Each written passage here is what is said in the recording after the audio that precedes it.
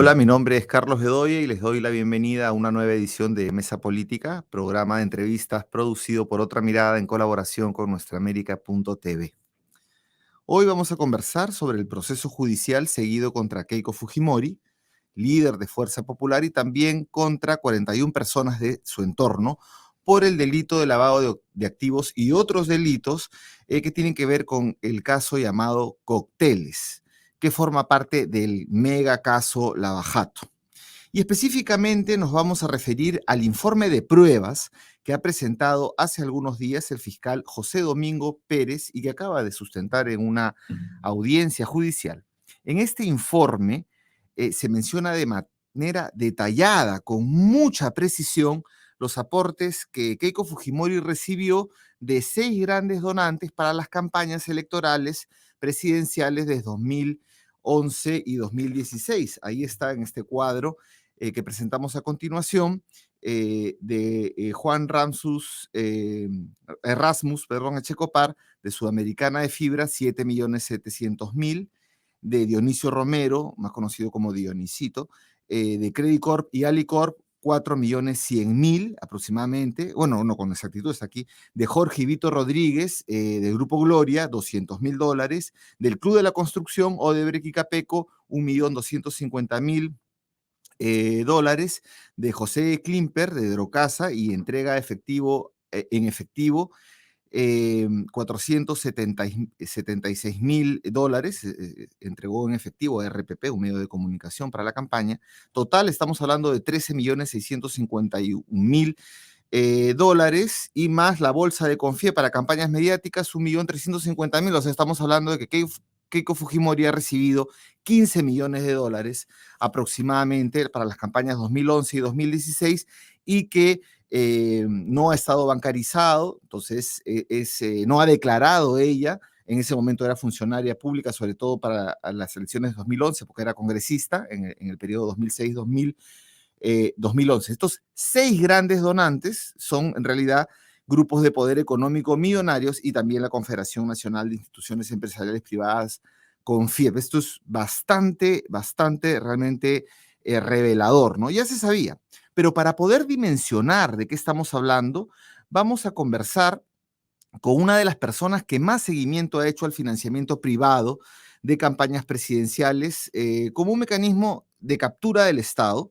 no solo de una manera de enriquecimiento ilícito de los candidatos, en este caso a la candidata, y su entorno, una manera de hacer plata y volverse millonario postulando a la presidencia de la República, sino también como una manera de coima, como un espacio de coima adelantada para decidir el curso de las políticas públicas desde intereses particulares que nada tienen que ver con el bien común, todo lo contrario, más bien, ¿no? Y vamos a conversar con un especialista. Nos estamos refiriendo a Francisco Durán. Bienvenido, Paco, para tus amigos. Y eres la persona que más ha seguido esto. Ya lo dijiste en una entrevista, ¿no? Cuando decías que Keiko Fujimori había recibido una montaña de dinero en varias elecciones. Tú ya lo tenías clarísimo, pero déjame decir un poquito de tu currículum. Francisco Durán es sociólogo peruano, doctor por la Universidad de California, cuenta con múltiples publicaciones, libros y análisis sobre la captura del Estado por parte del poder corporativo, también, entre otros mecanismos, la puerta giratoria, el financiamiento de las campañas electorales, entre otros mecanismos de cooptación del poder público por parte de intereses privados empresariales. Uno de sus principales textos, tiene muchos, es Los 12 Apóstoles de la Economía Peruana, donde hace una radiografía de los grupos económicos del Perú y su influencia en la política. Y otro texto que tiene que ver con esta entrevista, que fue hace 2 años publicado, El dinero de la democracia, ¿no? Que tiene que ver precisamente con los hechos que aquí vamos a hablar. Así que bienvenido, Paco. Un gran gusto tenerte aquí. Gracias por la invitación, Carlos. Yo creo que este informe de pruebas del fiscal José Domingo Pérez revela su madurez como fiscal en la medida en que lo ha hecho en 2 partes, ¿no? Y ahora de forma más contundente para poder darle alas a un posible juicio que no termina de concretarse y que espero que finalmente culmine en algo. Este informe de prueba, como tú has señalado, es altamente revelador porque dice con minuciosidad qué día fueron a la fábrica en este caso, de de Rasmus. Ransos Checopar, que es Sudamericana de Fibra, ¿no? Uno de los grandes grupos de poder económico, quiénes fueron, a qué hora, cuánto sacaron, etcétera, ¿no? Y eso complementa la información que ya se tenía sobre el otro millonario donante, que es el grupo Credicor, la familia Romero, autorizado por el jefe en ese entonces, Dionisio Romero Pauletti, ¿no? Que este escándalo le ha costado el cargo, ¿no? Ahora está su primo hermano a cargo del grupo. Entonces, creo que en ese sentido, el fiscal ha logrado volver a poner en la agenda este tema que se quería tapar, que se quería ocultar, se quería olvidar. Pero lo interesante es que la derecha, si tú ves su estrategia política, está enfocada principalmente en demostrar que el gobierno actual de Castillo, y Castillo en particular, su familia, su entorno, es corrupto. Entonces no le conviene hablar de este tema. Y de algún modo entiendo que los medios han tratado muy poco el tema o casi nada, con la excepción honrosa de la República. Entonces, es interesante reflexionar políticamente sobre esta coyuntura en el momento que viene la noticia, porque la derecha quiere ocultar y hacer olvidar de que su principal figura política, Keiko Fujimori, los principales representantes de la clase alta empresarial, los grandes grupos de poder, la principal entidad gremial empresarial, han estado metidas en financiación de campañas que no se declaró y que constituye, en cierta forma, un proceso que yo creo que simula ser una contribución, pero en la medida que se da en efectivo, se da directamente a personas que se la llevan en maletines, sobres, bolsas de plástico, y uno no sabe cuál es el destino del dinero, podría decirse que es una coima anticipada, ¿no? Adelantada, que después tiene consecuencias. Sí, bueno, ese es el mecanismo de financiamiento de las campañas que tú lo has tocado tanto como una manera o el inicio de la captura del Estado, una modalidad que tiene la captura del Estado, ¿no?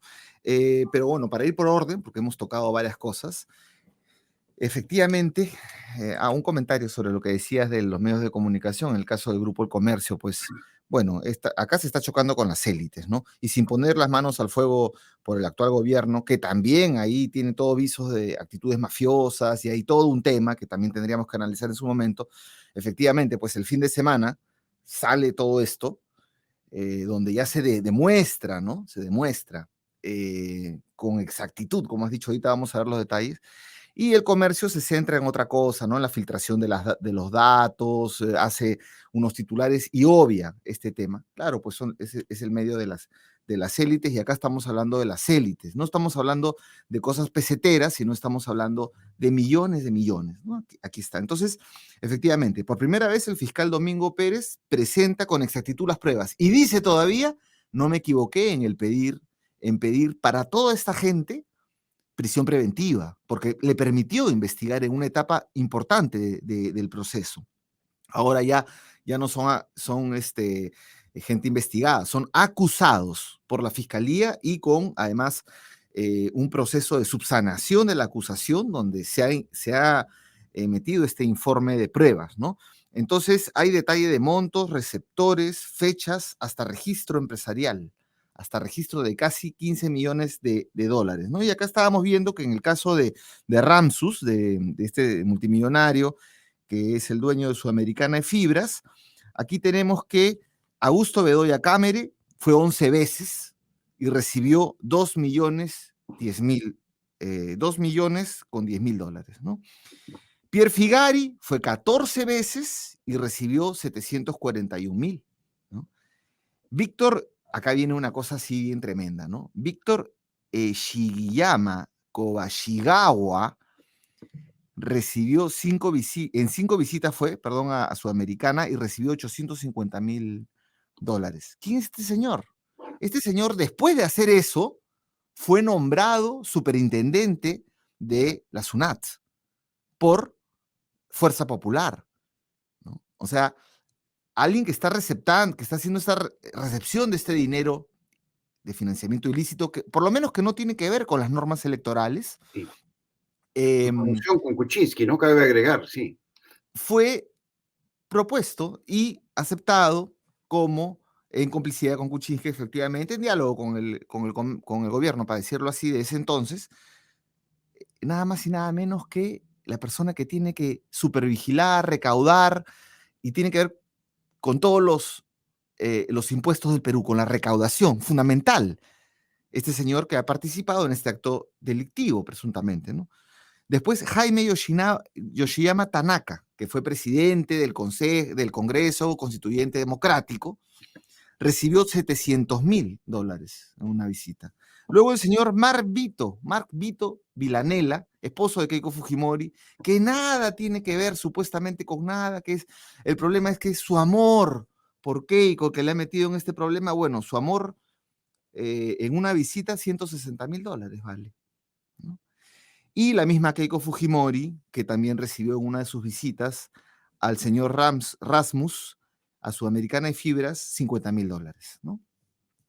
Ahora, son $3,600,000, ¿no? Keiko era congresista en el momento en que recibió esta plata, porque aquí está la fecha, entre 22 de noviembre, perdón, de septiembre de 2010 y el 3 de junio del 2011. Keiko Fujimori era congresista, por lo tanto, funcionaria pública. Nunca reportó estos ingresos, ni por lo menos los de su esposo y los de ella, que suman $210,000, por lo menos eso ni siquiera está en sus declaraciones juradas. Entonces, ahora Dionisio Romero, Dionisito, dijo él mismo, ¿no? $3,650,000 que entregó en el 2011, pero para la campaña del 2016, también $480,000, ¿no? ¿Y quién recibió esta plata? El señor José Klimper, por lo menos está acreditado que recibió de todos estos 480,000, 150,000 el 2 de mayo del 2016, director del BCR. Esa plata sería, de ahí sí hay el destino, ¿no? Que sería pues el tema de RPP. Pero José Klimper, ¿quién es? José Klimper fue nombrado en el BCR. O sea, otra persona que participa de este acto delictivo es nombrado director del BCR, del Banco Central de Reserva de Perú. O sea, tanto la SUNAT como el BCR fueron, digamos, al más alto nivel conformado por personas vinculadas a todos estos delitos y a sabiendas, además, a sabiendas, ¿no? Entonces, esto es súper, súper grave. Estamos en plenas audiencias del proceso judicial. Y bueno, en fin, entonces ya he dicho muchos detalles y ahora te doy la palabra para responder algunas preguntas que te las planteo de todo esto que ha recibido la hija de Alberto Fujimori, ¿no? Ya viene de toda una tradición. Primero, ¿qué significa esto? ¿Qué importante es esto en el proceso judicial? Este nuevo hallazgo, ¿no? Porque ya todo el mundo decía que el fiscal no hacía la tarea, que no tenía las pruebas. Entonces, ¿ante qué estamos? ¿No? Y qué importante es esto en el proceso judicial seguido contra Keiko Fujimori. Bueno, yo creo que el significado de ese informe de pruebas es que genera el relanzamiento del caso Cócteles, que dentro del total de casos, que hay muchos de Lavallato, que como tú dices es un megacaso, este es uno de los más importantes. No solo por los montos, por las personas involucradas, sino porque tiene que ver directamente con el personaje político, uno de los personajes políticos centrales del Perú, como es Keiko Fujimori y su entorno. Entonces yo creo que el fiscal ha tenido la virtud de poder relanzar el caso con mucha fuerza y ya yo creo que por lo menos en los detalles que tú has dado, de manera irrefutable, en la medida en que ya sabemos quiénes son los donantes, cuánto dieron, qué día lo dieron, y de otro lado, quiénes son los receptores. Ahora, creo que es importante distinguir que probablemente el 80-85% de estos casi 15 millones son clandestinos, es decir, se han dado bajo la mesa.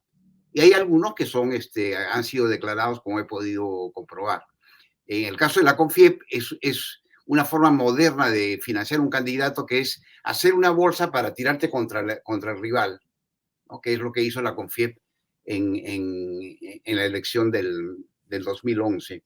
Entonces, es muy interesante porque también es revelador, en segundo lugar, de las tácticas que usan los millonarios y los grandes gremios empresariales para poder influir en la política.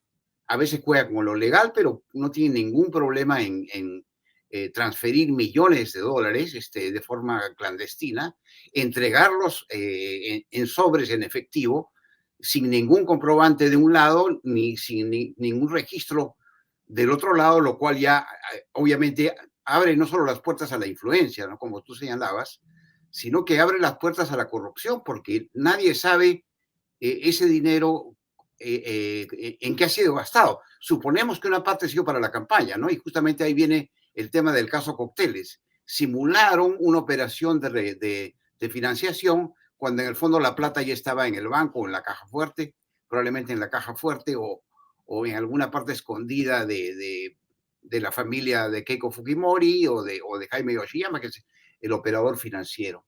Entonces, tanto de un lado como de otro lado, los donantes como los receptores, tienes a personajes claves de la economía peruana y tienes de otro lado a un partido donde la cúpula central y la familia de la candidata están directamente involucradas. Lo que le queda a la fiscalía es demostrar que 2 más 2 son 4.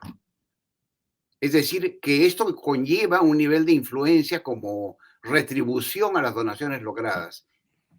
Y ese es uno de los puntos centrales que habría que ver cómo evoluciona en esos días. Pero sabemos, por ejemplo, que el comportamiento pro Romero, pro empresas alimentarias, porque acá hay dos, ¿no es cierto? Los dos grandes oligopolios alimentarios están presentes en la donación.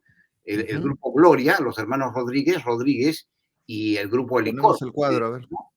Entonces, el comportamiento que ha tenido el fujimorismo en el Congreso respecto a los intentos de regulación de los alimentos, los famosos octógonos, para que alerten al consumidor, es yo creo que parte de la reflexión que hay que tener en cuenta de que tú donas y después no solo tienes un amigo leal que te va a cubrir las espaldas en todo, a pesar de que eso atenta contra el interés público. Entonces, Ese es coima, ¿no? el caso, yo no recuerdo un caso de esta magnitud, con este nivel de detalle que hayamos tenido para ver la relación colusiva que existe entre grandes capitales y los políticos tipo Keiko Fujimori y los partidos tipo Fuerza Popular. Por eso era tan importante, pues, que controlen el Tribunal Constitucional, ¿no? Porque el Así propio es. fiscal dice, ¿no?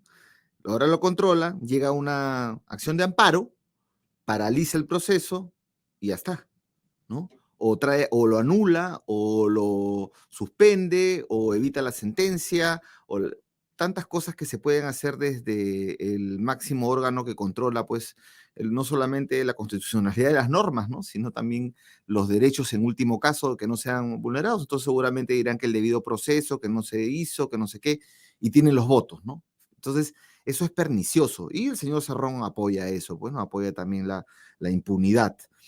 Bueno, volviendo al tema que tú colocas, has hecho referencia de los octógonos, o sea, has hecho referencia de después cómo se paga estos favores. Son 15 millones de dólares más o menos, donde dices que la mayoría pues van a enriquecer a la familia Fujimori, pero no es lo único, ¿no? Por ejemplo, cuando Nadine Heredia también y Ollanta recibieron 3 millones de dólares, eso nunca entró a la campaña y eso es directamente, no sé, la campaña electoral como una forma de hacerse rico, ¿no? Como una forma, entonces postulo 3, 4 veces, no importa, porque igual es un momento y es un espacio donde yo me hago rico. Entonces, esa es una dimensión. La otra parte es lo que dices como coima adelantada. Entonces, ¿nos puedes hablar del financiamiento electoral como un pilar de la captura del Estado?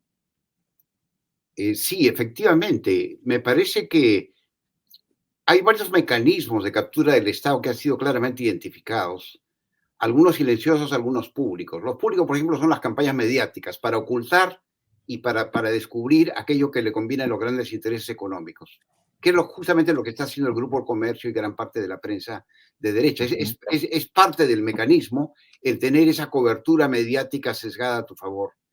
pero lo más importante son las formas poco visibles u ocultas que ocurren en la influencia de los grandes empresarios sobre los partidos y por lo tanto sobre el Ejecutivo y el Legislativo, dependiendo de cómo va en la elección. Y yo creo que el principal mecanismo es la financiación electoral. Pero ahora con estas investigaciones nos damos cuenta que efectivamente es una forma de comprar la política, comprar los partidos, porque los principales donantes, y eso lo he verificado luego de un exhaustivo estudio de la data de la OMPE, son los ricos. O sea, la clase media puede dar pequeños aportes, ¿correcto? Y puede participar en la campaña. Los pobres no pueden financiar ningún partido, ¿correcto? Más bien es al revés, esperan que los partidos les den algo, les den un Claro, polo, les den trabajo, les den su tupper.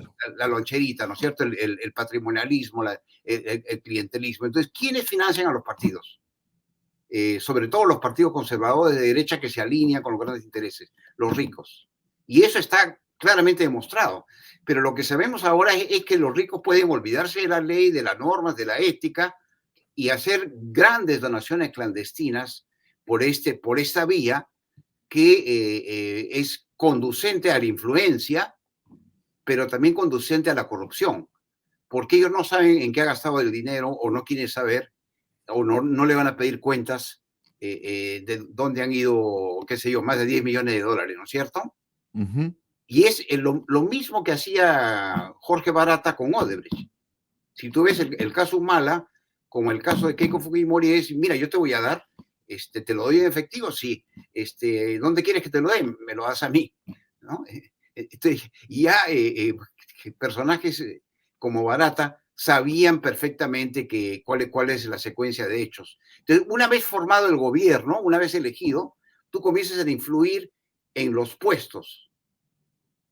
Y de repente te interesa colocar ministro, te interesa colocar asesor, te interesa colocar experto en los organismos claves. Y luego ya a partir de ahí se desata el lobby. Esa es la puerta giratoria, ¿correcto? Yo Claro. te doy dinero, pero tú me colocas a alguien que me va a favorecer a mí. Y eso, todo eso facilita el lobby, porque ya tienes el contacto hecho con los jefes de los partidos y que a su vez tienen presencia muy importante en el Ejecutivo Legislativo, según como sea la elección. Entonces ya tienes abierta la puerta.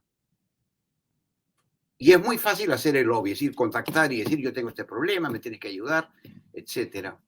Entonces ahí ves la financiación electoral como el elemento que desata en nuevos gobiernos todo un proceso de influencias económicas de los grandes intereses que se complementa con el lobby, la puerta giratoria y que se sella con las campañas mediáticas para justificar las decisiones que está tomando el gobierno, para hacer alaraca o exagerar los nombramientos, ¿no? De estas personas que aparecen como grandes técnicos, como gente, digamos, de gran experiencia, cuando sabemos que eso es bastante relativo y eso no los exime de transgredir la ley y atentar contra el interés público. Claro, y tú que eres especialista en los grupos económicos, bueno, siempre están presentes en estos escándalos que luego se pasan por agua tibia. Yo recuerdo, por ejemplo, el superministro, le digo superministro porque duró muchos años como ministro de Economía, el señor Miguel Castilla, que fue ministro creo que casi 3 años o más del gobierno de Ollanta. Él terminó saliendo por un escándalo de lobby Coca-Cola, no sé si te acordarás de eso, Sí, en el caso ¿no? de Coca-Cola, sí, la ley De Coca-Cola. la ley Coca-Cola que promovió el MEF, ¿no? Entonces, aquí estamos viendo a Sudamericana de Fibra, estamos viendo a Licorp, tú has mencionado a los octógonos, creo que le interesaba mucho a Licorp que esa ley no se apruebe y por eso se puso el Fujimorismo. Estamos hablando de Credicorp, ¿no? Que maneja muchísima plata y muchísima plata de la gente del Perú, ¿no? O sea, a través del banco, a través de la AFP. Habría que ver esa plata si salió del bolsillo del señor Romero o salió de los ahorristas del banco o de los aportantes a la AFP, ¿no? También tenemos el caso de Inversiones Piuranas, creo que está vinculado también a Credicorp, me parece, no, Es no, el holding de inversiones del el Grupo holding, Romero, uno de los varios. el grupo Gloria, la familia Rodríguez, Rodríguez Banda, Y el el caso de la leche evaporada va por ahí también. así es, que lo hemos visto hace poquito, ¿no? el Club de la Construcción, y bueno, ahí también no sé qué vínculos tenga la familia Graña, que es además accionista o vinculado al Junta de Accionistas del Grupo de Comercio, que además tiene más del 80% de los medios escritos en el Perú y dos canales importantes de televisión, y uno por cable y uno de señal abierta, además de un conjunto de medios de comunicación. Tenemos al Grupo Drocasa, agroexportadores. Entonces, a ver un poquito los intereses que están en juego, ¿no? Haznos un repaso de repente con algunos hechos, algo que se haya notado bastante. Bueno, yo creo que una de las cuestiones que hay que tomar en cuenta es que estamos hablando de los más grandes grupos de poder económico del país. Todos ellos, Drocasa, De Klimper, Gloria, que tiene 4 subgrupos, pero incluyendo el principal, que es el alimentario, Romero, que tiene un brazo financiero, tiene Alicorp, tiene también importante presencia ahora en el sector de expendio de, de gasolina, industriales de peso como Sudamericana de Fibras, que es un millonario que también tiene inversiones en otras partes del continente. Estamos hablando de los grupos de poder más poderosos que hay, y quisiera señalar que esto es lo poco que sabemos, porque es como haber destapado un tacho de basura, digamos, porque no creo que la analogía es justa, y hemos visto algo de lo que está ahí, pero si pudiéramos meter la mano o sacar todo el contenido de lo que hay en el tacho, estoy seguro de que aparecerían muchos nombres más que usan o que tienen un comportamiento similar. Entonces, acá la crema, digamos, de lo que es el capitalismo peruano está directamente involucrado. Ha sido descubierto con las manos en la masa. Y del otro lado sabemos quiénes son los receptores, y cómo es que hay figuras tan importantes como Jaime Yoshiyama, ¿no? Que es como el financista de, de Acción Popular, perdón, de Fuerza Popular, y el mismo rol de la familia. Yo creo que la presencia de Vito es extraña, ¿no? Como tú habías señalado, y bueno, Keiko pensó que esto jamás se iba a descubrir con el blindaje que tenía de los medios y con la enorme influencia que tenían estos personajes que le donaron. Sin embargo, hay algo más que quisiera señalar. Sí. Veamos el punto de vista de quien pide el dinero y quien lo recibe, que es el partido y el círculo íntimo que maneja el partido. Ramsés Echecopar no tiene por qué saber que Dionisio Romero Pauletti está dando una cantidad tan fuerte, ¿correcto? Así es. Entonces tú puedes pedirle a varios grandes donantes cifras millonarias aduciendo que le necesitas para la campaña, y de esa manera, sin informarle de lo que está recibiendo, generar una cantidad de dinero que sobrepasa tus necesidades de gasto electoral. Entonces, ¿a dónde va? ¿A dónde va? Esa es la gran pregunta, y lo que requiere también una investigación más a fondo. Espero que no se caiga, porque ahora lo que van a hacer es trabar el proceso, dilatarlo y probablemente judicializarlo, como el caso de las deudas tributarias que tú conoces, para que no llegue a puerto. Y eso va a generar una gran frustración en la población peruana. El hecho de que hay denuncias, pero no hay justicia. Mira, qué interesante lo que señalas. Primero, Domingo Pérez señala que aquí lo que se ha constituido es una organización criminal desde el año 2009. Y, digamos, ¿haciendo qué? Pidiendo plata a distintos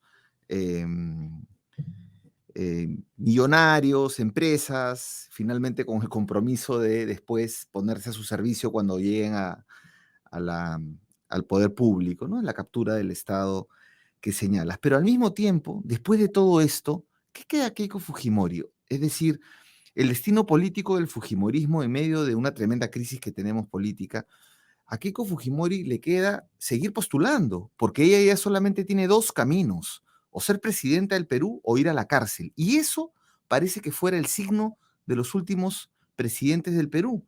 O postulan o van presos, incluyendo ya, habría entrado en esa danza el actual presidente Castillo. Entonces, es bien complejo entrar a disputar algún tipo de puesto, cargo en la función pública, en el poder institucional, sin hacer estos tratos. Entonces yo te pregunto, ¿cómo salir de este enemigo formidable, de este régimen, corporación privada, partido político, que es este régimen que vivimos y que está en crisis además, pero sigue funcionando, sigue funcionando? Entonces, ¿cómo vencer a este enemigo formidable? ¿Y qué le queda al fujimorismo desde tu punto de vista en lo político? Estas dos preguntas. Yo creo que tienes razón, porque una vez que has entrado en esa lógica de colusión, de altamente probable corrupción, porque has agarrado dinero y nadie sabe bien dónde está, y has falsificado documentos para simular una donación. O sea, la falsificación de documentos es un delito penado por ley. Entonces, una vez que ya te han descubierto y estás en esa trampa, ya solo te queda jugar a la política y ser en todo momento candidato o candidata, de tal manera que tú puedas argumentar, al menos por un tiempo, ¿sabe qué? Yo estoy postulando y por lo tanto no puedes interferir en el proceso electoral con un juicio, correcto. Esa yo creo que es la táctica, pero es una táctica que se va agotando y habría que ver finalmente en qué termina esta historia, ¿no es cierto? Porque todavía estamos a mitad de la película.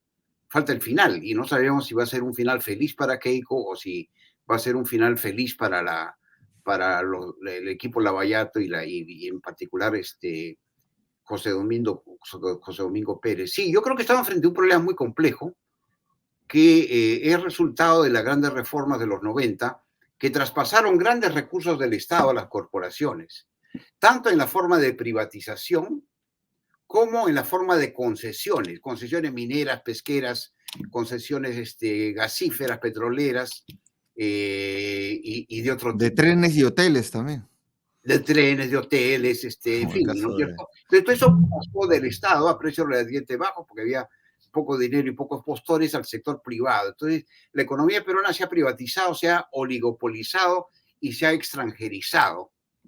Y hay un desbalance entre gran poder económico y Estado y su capacidad regulatoria, incluso su capacidad informativa de quiénes son los grupos, cómo actúan. Entonces nosotros tenemos que romper ese desequilibrio y la mejor forma es desmonopolizando la economía. Tenemos que insistir en que no se pueden tolerar los monopolios y tenemos que ver la forma también en la medida que ya el modelo de mercado se ha desgastado, no es alternativa. Por ejemplo, ve el caso de la crisis del agro o las vacunas. ¿Quién sale al rescate? No es el sector privado, no es el mercado porque está fallando, es el Estado. Entonces tenemos que ir a una reconceptualización del Estado, un Estado del siglo XXI, para que también no solo regule y elimine los monopolios o los tenga bajo la lupa realmente, no simulando una fiscalización, y al mismo tiempo contrapesarlo con un mayor peso del Estado y la activación de la sociedad civil. Se necesita más fiscalización, se necesita más investigación, se necesita darle mayor potencia a los medios alternativos. Y espero que en esos tres campos podamos avanzar en los próximos años. Sí, porque es enorme el reto. O sea, no solamente hay que deslumpenizar la política, sino hay que deslumpenizar las élites del poder económico. Es decir, el poder corporativo en el Perú es lumpen. Es decir, las grandes empresas que son el modelo de eficiencia y tal, como vemos en el caso del Credicor, con el Banco de Crédito, Alicorp, Gloria, las principales constructoras, algunas agroexportadoras y también sector industrial que queda, están lumpenizados. Ellos influyen en el poder político a través de coimas adelantadas, ¿no? Entonces, o sea, qué reto, ¿no? Pobre país.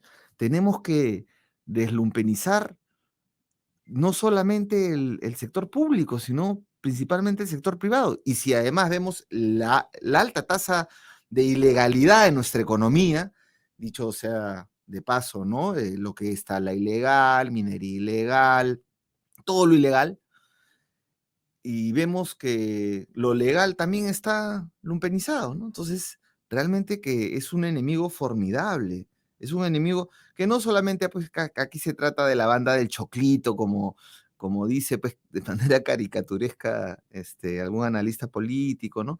Sino, estamos frente a un enemigo formidable, que además que marca todos los patrones, ¿no? Y de comportamiento del país. Al respecto, tu reflexión final, ya para ir cerrando la entrevista, querido Paco. Bueno, yo quiero expresar mis felicitaciones a los fiscales que siguen insistiendo en la necesidad de investigar a fondo estos casos y que felizmente hoy día tienen pruebas que muchas veces vienen de fuentes irrefutables porque salieron del Brasil, ¿correcto? Ujú. Y que por lo tanto no están manchadas o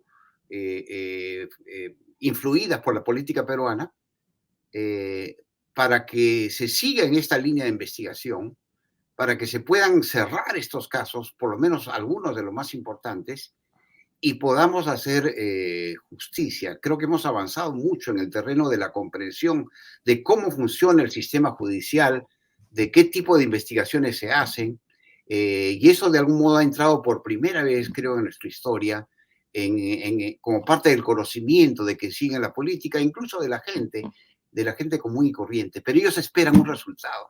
Entonces la gran pregunta es cómo hacemos nosotros ahora para que eso llegue a buen puerto. Volviendo al inicio de tu intervención, yo creo que es central de que este caso termine de moverse hacia adelante y comience finalmente el juicio. Y después sigan otros. Eh, y que se haga público lo que ahí se discute, de tal manera que logremos traer a la mesa a la gente, a la opinión pública, para aumentar nuestro nivel de conciencia y ejercer una mejor fiscalización. Entonces, que la gente deje de ser parte del menú y comience a ser parte de la mesa de discusión, ¿no? Entonces, yo creo que esas son esperanzas que tengo y que espero que no se vean frustradas. No, y claro, estás hablando de una democratización, ¿no? También en general. Antes de terminar, solamente pido a Omar de los controles que ponga nuevamente el cuadrito ese que tú has preparado, además que lo has preparado muy gentilmente para esta Son emisión. donaciones la mayor clandestinas y la mayor de ellas directas y algunas legales, muy pocas, y la donación de Confiep, digamos, la bolsa de Confiep es indirecta. Pero son 15 millones. Son Claro, en 15. total esto es plata que ha ido a favorecer a Keiko Fujimori.